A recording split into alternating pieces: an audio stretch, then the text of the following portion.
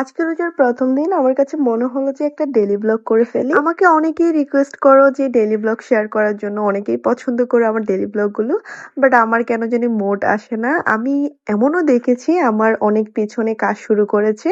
But তারা এখন successful but আমি না। কারণ আমি হচ্ছে এমনভাবে ভিডিও বানাই আমার মুড যখন আসবে তখন ভিডিও বানাই। আবার যখন মুড থাকে না তখন একদমই লং টাইম ধরে স্টপ রাখি।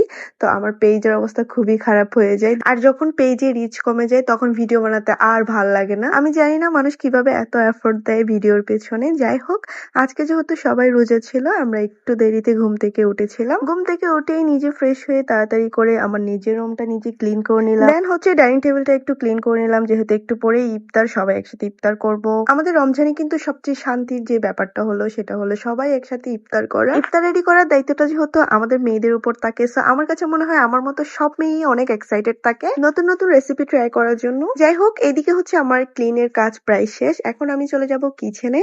আজকে ইফতারের জন্য কি কি বানাতে পারি দেখবো। আমাদের বাঙালিদের ইফতার মানে হচ্ছে পেঁয়াজু, বেগুনি, ছোলা এগুলা থাকবেই। এগুলো আমি বাসায় বানাতে অনেক বেশি পছন্দ করি। সো ফার্স্টে হচ্ছে আমি আমার পেঁয়াজুগুলা রেডি করে নিচ্ছিলাম। এগুলো হচ্ছে মশারির ডালের পেঁয়াজু। মশারির ডালের পেঁয়াজু আমার কাছে খুবই ভালো লাগে। এটাকে হচ্ছে আমি ব্লেন্ডার করে হালকা ময়দা দিয়ে মিক্স করে এটা বানালে খেতে দারুণ হয়। সো এখানে আমার পেঁয়াজুগুলা অলমোস্ট রেডি হয়ে গেছে। এখন আমি চলে যাচ্ছি ডিম চপ বানানোর জন্য। এখানে আমি ডিমগুলোকে সিদ্ধ করে নিয়ে সাইজ মতো কেটে রেখে দিয়েছি। তার আগে যেহেতু আমার বেগুনির মিক্সারটা রেডি হয়ে গেছে, আমি বেগুনিটা করে নিচ্ছিলাম। এদিকে আরেক চুলায় আমার হচ্ছে অলমোস্ট ডান বুট ভাজি করা, সাথে আমার বেগুনিগুলাও হয়ে গিয়েছিল। এখন আমি আসলে ডিম চপের জন্য আলুর মিক্সটা রেডি করছিলাম, বাট স্যাডলি হচ্ছে ভিডিওটা ক্লিক হয়নি। যাই হোক, আজকে হচ্ছে বাসায় আমি জাস্ট এগুলাই রেডি করেছিলাম। যেহেতু বাহিরে থেকেও কিছু না কিছু নিয়ে আসে তাই হচ্ছে এত বেশি কিছু না করা। কারণ হচ্ছে ইফতারের টাইমে এত বেশি খাওয়া যায় না।